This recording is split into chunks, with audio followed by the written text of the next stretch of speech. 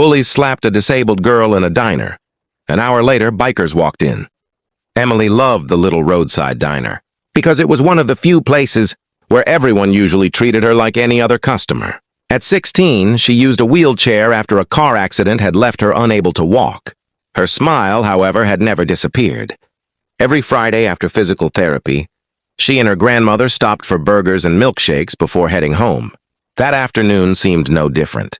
Emily laughed as her grandmother teased her about ordering extra fries. The waitress, Mia, greeted them warmly and brought their drinks.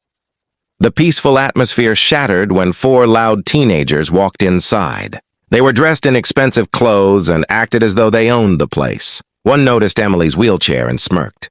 "Look who's taking up all the space," he sneered. Emily ignored him, focusing on her meal. Her grandmother quietly whispered, "Just don't respond." But the boys weren't satisfied. One of them rolled Emily's wheelchair backward, while another grabbed her milkshake and held it just out of reach. "Come on," he mocked. "Stand up and take it."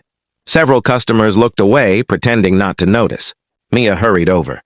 "Leave her alone." The boys laughed. One shoved Mia aside. Emily tried to remain calm, but her hands trembled. Then the tallest bully leaned down and slapped her across the face. The entire diner fell silent. Emily's grandmother gasped, tears filling her eyes. The boys laughed as if it were the funniest joke in the world before finally leaving, shouting insults as they disappeared into the parking lot. Mia immediately called the police, but she knew it would take time. She also brought Emily an ice pack for the growing red mark on her cheek. "I'm so sorry," Mia whispered.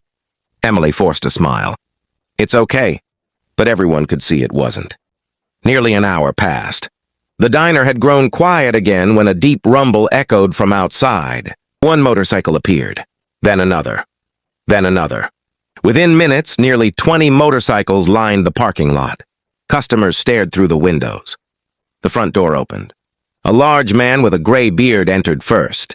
His leather vest displayed the emblem of a veterans motorcycle club. Behind him walked men and women of every age.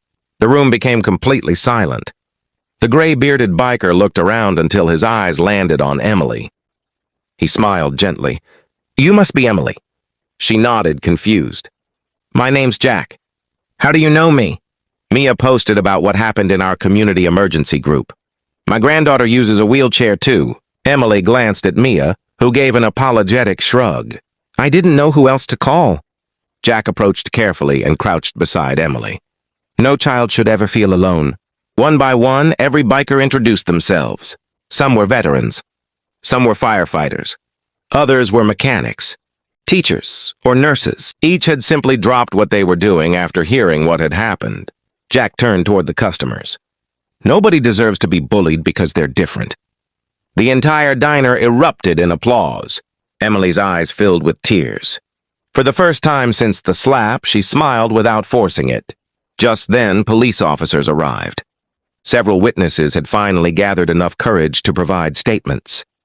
Security cameras had captured everything, including the assault. Within another 30 minutes, officers located the 4 teenagers at a nearby gas station. They were arrested on charges that included assault and harassment. Their wealthy parents arrived demanding explanations, insisting their children had done nothing wrong. Then the officers played the surveillance footage. Not one parent had another excuse. Back at the diner, Jack and the bikers stayed until Emily finished eating. Before leaving, Jack handed her a small patch with the club's emblem. "You don't have to wear it," he said. "Just remember something." Emily looked up. "You've got family now." The bikers started their engines outside, creating a thunderous roar that echoed across the highway. People came outside to watch. Emily raised the patch in her hand and waved as the motorcycles rolled away. Months later, Emily had become an honorary member of the club's charity rides. Together, they visited children's hospitals, raised money for adaptive sports equipment, and spoke at schools about kindness and courage. Her story spread throughout the community, not because of the slap that tried to humiliate her, but because strangers refused to let cruelty have the final word. The bullies received court-ordered community service, counseling, and mandatory participation in anti-bullying programs. Facing the people they had once mocked changed them far more than punishment alone. Emily never forgot the pain of that afternoon. But she remembered something stronger. One act of hatred lasted only a second. An hour later, kindness arrived on 20 roaring motorcycles, and its echo stayed with her for the rest of her life.